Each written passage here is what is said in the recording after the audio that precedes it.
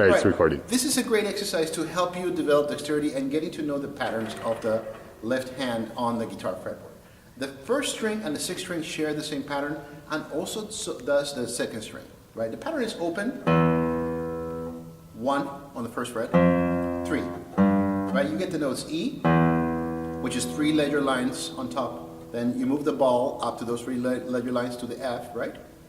First fret. And then as you move the ball further up, you have 2 ledger lines on top, and that's your G, your third fret. Right? On the first string, you actually have the top space with E, open, the top line with F, and then on top of the staff, G, third fret. Right? Now this exercise is to get you limbering your fingers and getting you ready to do what we call the pinky splits. But before we get to that, it basically goes this way. You actually play the sixth string open, then play your first string open, so you're just using fingers and wrist stroke, right?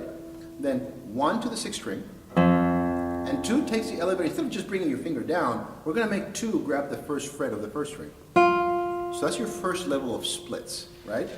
And then you're going to reach over to the third fret of the sixth string with 3, and then to get the third fret of the first string, you're going to use your pinky, right? So.